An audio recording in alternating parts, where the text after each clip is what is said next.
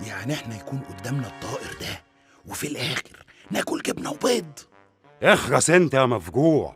ياض الفلوس اللي هتجيلنا من تمن الطائر النادر ده هتغرقك اكل سنين وسنين. بجد يا ابو القباطين؟ امال بكره تشوفه. بس احنا عندنا مشكله دلوقتي. ايه هي يا قباطينو؟ انت تؤمر واحنا ننفذ ابو القباطين. تمام، اسمع لما اقولك. انا عايز واحد منكم يطلع يجيب الطائر ده من فوق سن الجبل. بس ده مستحيل يا قباطينو. الجبل عالي. يا ضرفيل انت اللي شايفه عالي، بس هو في الحقيقه مش عالي. تعرف بقى محدش يقدر يعملها غيرك عظمه. ايه قصدي يا ابو القباطين؟ اولا لو قلت عظمه دي تاني انا هجيب ضرفك يا ضرفيل، هخليك عظم من غير لحم.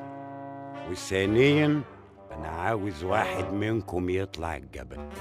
ما هو يا ابو القباطين لو طلعت الجبل ده هقع على رقبتي واموت، وبكده مش هلحق اتهنى بطعم الطائر. وانا بخاف من الاماكن العاليه، يرضيك اخاف برضك؟ يا رب والنبي، يا رب والنبي، يا تاخدهم يا تاخدهم.